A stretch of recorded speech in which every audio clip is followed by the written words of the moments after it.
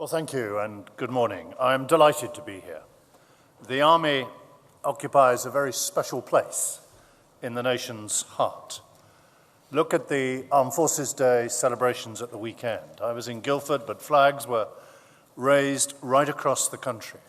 The Army took the salute in town centres where young local people, young and old, turned out in force to cheer them on and to do so with pride. The reason for the enduring popularity of the Army, popularity rating that politicians can only dream of, is that the public know intuitively and more recently explicitly that when a crisis occurs, you will be there, defending Queen and country. That iron determination and dauntless courage has been a thread running through our history.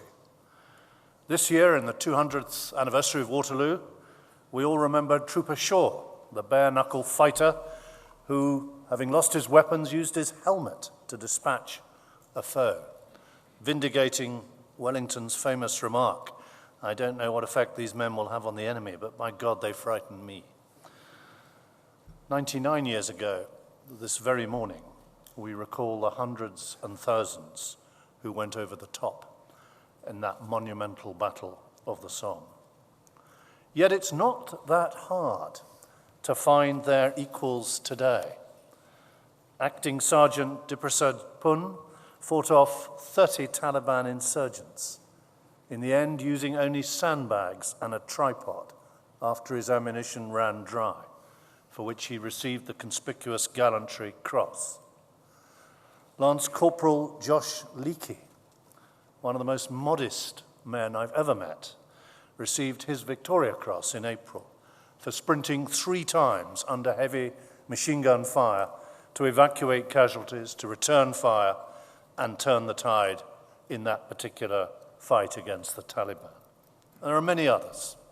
I recall on my own visit out to Bastion, looking at that evocative war memorial, now happily restored at the National Arboretum, but looking at it there in the dust of Bastion and spotting the 11th name on that wall, Lance Corporal Jabran Hashmi, a Muslim soldier of the intelligence corps, somebody who made the ultimate sacrifice, who didn't live to see 7 million Afghans voting in a democracy last summer, who probably didn't know how much safer our streets now are because of the work and the sacrifice of our people in Afghanistan.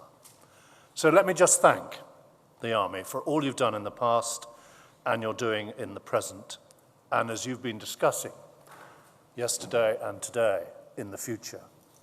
As the shocking events in Tunisia remind us, we are living now in a darker world.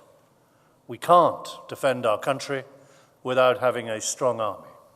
That's why we committed in our manifesto to maintaining the existing size of our regular and reserve force. Yet the question that concerns us here is what the Army's future role should be. And I believe the work now underway in the 2015 Strategic Defence and Security Review can frame our discussions. That review is now looking at the threats we face to assess the capabilities we need and to consider how best to deploy our defence, our diplomacy, our development aid, and our homeland security. 3 of its already emerging themes should, I think, shape our Army's future thinking. The first is productivity. Despite going through immense change, the Army continues to do an immense amount. I've seen you construct treatment centres in Sierra Leone to contain Ebola. I've spoken to those who provided humanitarian aid in Nepal. I've watched troops training the Peshmerga out in the mountains of Iraq. I've met those mentoring Afghan forces in Kabul. This year alone, 46,000 soldiers have been deployed on commitments in 40 countries. But we cannot expect the threats we face to diminish. That means we have to work smarter. That process is already underway. Within the Army, you're separating policy from delivery, freeing up your people to operate more effectively. You're streamlining processes, straightening out accountabilities, and bringing more clarity and simplicity to the way that you work. And you're doing more to give people a leg up the career ladder. Yet the Army doesn't, of course, just need to better tap the talent within it. It also has to attract more talent from without. Careers have to be determined by ability. And again, we're seeing progress. You've set up a forum to reach out to more potential Muslim recruits and to promote mutual understanding, with our Islamic advisor visiting Sierra Leone to meet and educate local leaders on the dangers of Ebola. Women are now piloting attack helicopters, and in the case of Brigadier Sharon Nesmith, commanding their own brigade. And last weekend, the largest contingent of soldiers marched at Pride, supported by the Commander Land Forces and the Army Sergeant Major, as the rainbow flag flew over the Ministry of Defence. Just 15 years ago, it was an offence to be gay in the Army. Today, Stonewall ranks the Army 46th in its top 100 list of gay-friendly employers. But when the proportion of women in the Army is just 9%, when the proportion of ethnic minorities is only 10%, we still have some way to go. And meantime, the Army has to also focus on getting more out of our whole force, our partners in industry, as well as our reservists and our civilian staff alongside the regulars. The 10-year, $900 million contract that the Army signed with Babcock last year, I think does provide a model for the way ahead. Babcock will now provide Defence Support Group with engineering and fleet management expertise to maintain, repair and store the Army's vehicles. That's a smart solution, saving the taxpayer $500 million over the next 10 years, upping our capability and allowing you in the Army to concentrate on what you do best, delivering effect out in the field. Secondly, innovation. If productivity is the key to the Army's future, so too is innovation. The previous SDSR recognized that the Army needed to be more agile and flexible to take on multiple concurrent threats. The result was Army 2020. To get this innovative concept off the drawing board, many tough decisions had to be taken.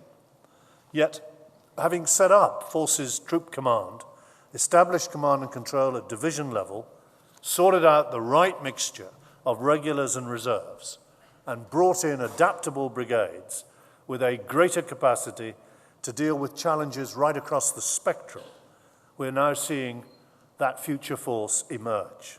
It's a force better prepared, and it's a force better equipped. And that's because we have set aside more than £160 billion for our equipment plan, allowing us to bring urgent operational requirements such as Foxhound, Husky and Mastiff back into the fold, and to place the biggest Army order for a generation for the cutting-edge Scout vehicle. Today I can announce that we have signed a £150 million contract to fit the Scout with a new case telescope cannon, providing it with unrivaled firepower and a new airburst ammunition capability. So Scout is a vehicle not only fit for our fleet now, but fit for our future force. Yet innovation is as much about tactics as it is about technologies. The Army has already recognized that one-size-fits-all pattern of 6-month and 24-month cycles, such an enduring feature of your Afghanistan campaign, is not fit for purpose in a new age of contingency. So today we generate force dependent on the nature of the task at hand. And this week, the Army is showing its flexibility by practicing its response to a potential Mumbai-style attack in multiple locations on London streets. 400 personnel are taking part in that exercise that began yesterday. But if we're to maintain this innovative momentum, we must go further. The advent of hybrid warfare, cyber attack, and strategic communications have changed the rules of the game. Just as the Army adapted to the Taliban's lo-fi war, it must now accommodate itself to the higher tech wars of the future. In this conference, you've already been learning fast about 77 Brigade, the advance guard of the Army in this respect. Part of their job involves striving to be masters of the narrative, debunking the dangerous myths and misinformation spread by our adversaries, harnessing the power of social media and the internet to deliver what I call the faster truth. These Army pioneers out in front for us understand that you can't win the war without winning the battle of hearts and minds. Thirdly, internationalism. Productivity and innovation matter if we're going to keep on delivering on a global scale. So internationalism is the third SDSR area where the Army has to focus its future thinking. There is no question of the UK sitting this out, riding out the storm, when a gunman can slaughter innocent British tourists on a Tunisian beach, when ISIL continue their murderous rampage across Iraq and Syria, when failing states in Africa fall prey to insurgency, triggering large-scale migration, when Russian expansionism threatens our Eastern European backyard, when the rules-based system under which states live and trade with each other is under increasing pressure. We have to defend it with all our might. Global problems like these require global solutions.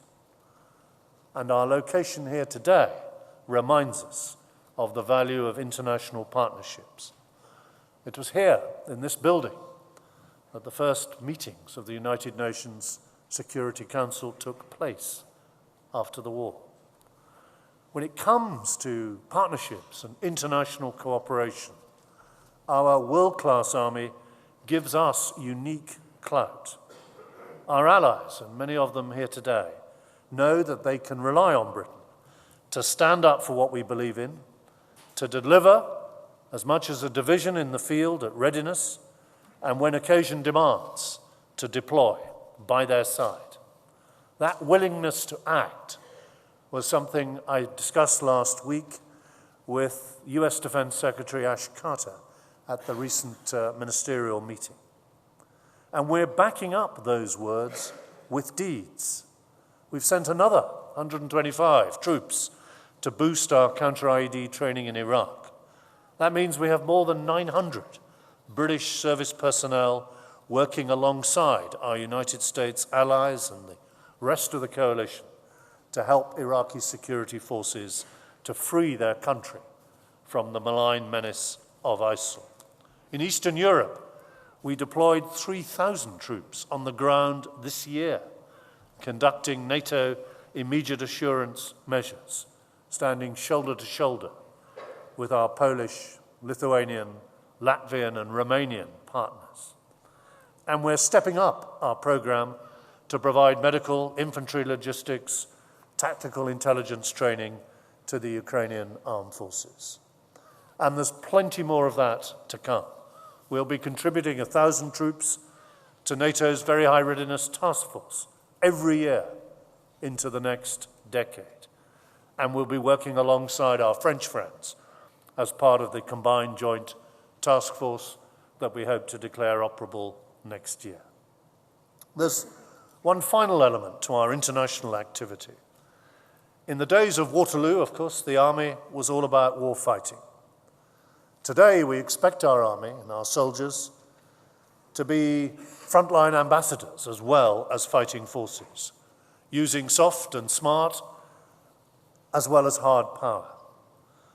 Our national security depends not just on treating the symptoms of instability, but its causes too. Better surely to reap the reward from early defense engagement than the whirlwind of later conflict. So defense engagement will remain central to our task.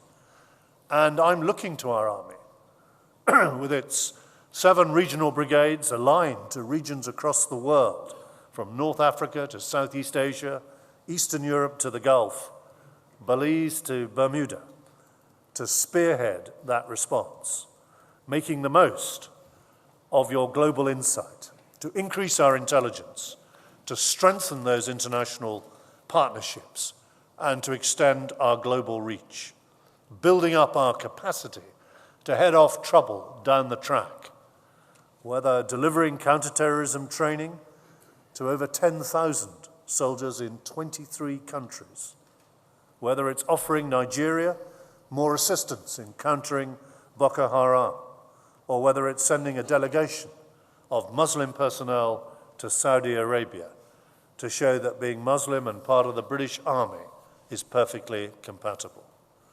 It's clear that the army is no longer playing tunes in a minor key, but conducting activity here of major importance.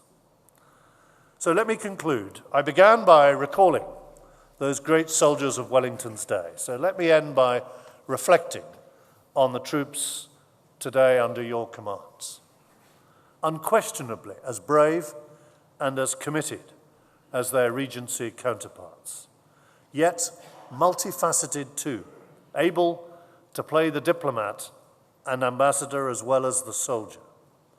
The Army's challenge today and tomorrow is to make sure that the next generation of recruits can keep pace with the times, becoming ever more diverse, ever more skilled, and ever more versatile, and thus helping to show our citizens, our allies, and our adversaries that the United Kingdom still packs the global punch that is needed to deter danger wherever and whenever it comes against us. Thank you. Shall I stay here or here?